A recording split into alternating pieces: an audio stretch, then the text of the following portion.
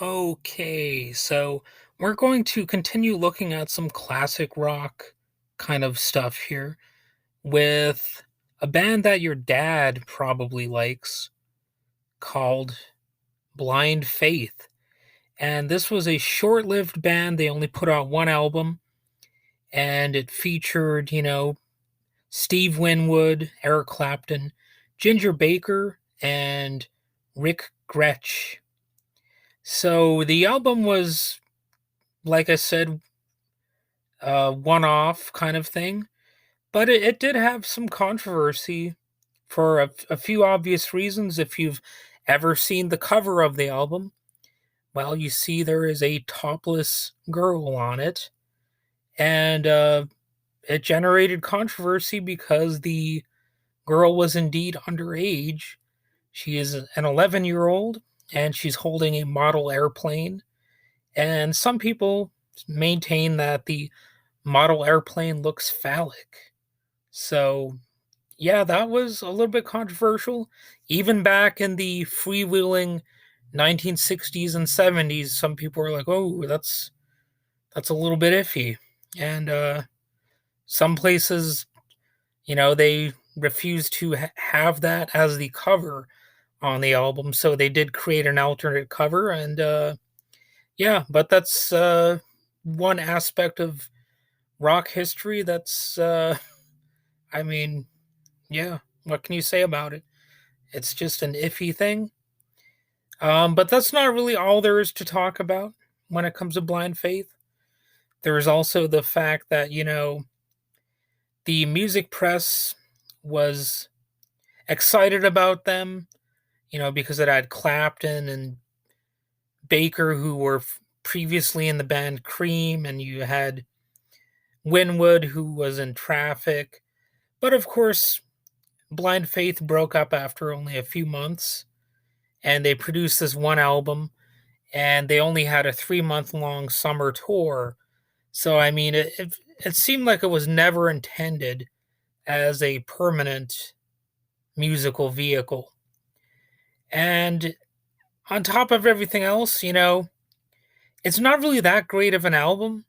I mean, in addition to the controversy and all that, it's not terrible, but I don't think there are that many absolutely huge Blind Faith fans who are like that's their number one band or anything. It really does have the feel of a side project, and it probably wasn't the most influential side project that ever there was. I would say that Sea of Joy has one of the better guitar riffs on the album, and the song Can't Find My Way Home sort of typifies the feel of much of the album, which is of course called Blind Faith.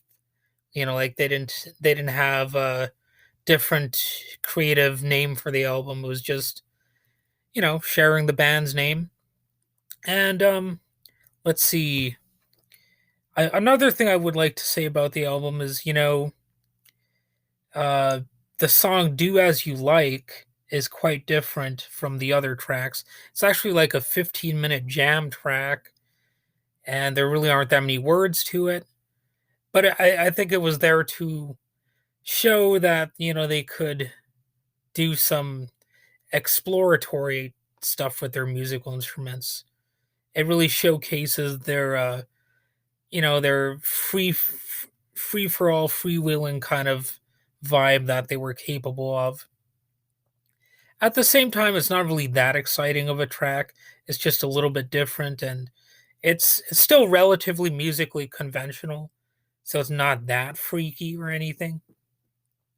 But the thing about psychedelic music and all that kind of stuff was a lot of those bands at the time, they really prided themselves on being able to occasionally do extended jams, like Grateful Dead style or whatever. And I think this was kind of catering to that sort of dynamic, which was popular back then.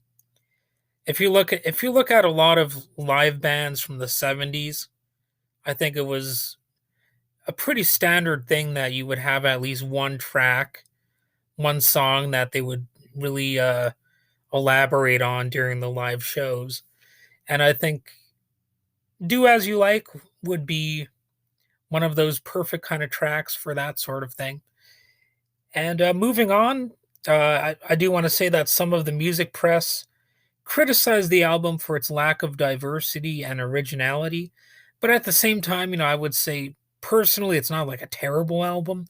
That's not what I'm trying to say here. I'm just saying it didn't really leave the deep, lasting impression that I think some people were expecting it to. Um, it's it's it's really one of those things where if you listen to the album, you'll probably enjoy it if you are capable of enjoying this kind of classic rock. But it might just end up being background music or something. That's the painful truth of it. Um, your dad might really like it, or something like that. But at the end of the day, I think I think a lot of people they just put this on, like, do whatever. So Clapton does still sometimes play these songs um live on stage, like to the extent that he's still active. He had made some of these songs into like his repertoire, and so did Steve Winwood, and they all had success past this project. It was really just a short-lived power pop band with a few maybe experimental elements to it. Most of the members of the band, they were already successful. Well, they were all successful, I mean, but like most of them probably just didn't need to cling to this project. And I would say that there were no further attempts to make another album or tour with them, and uh, Jesus Christ.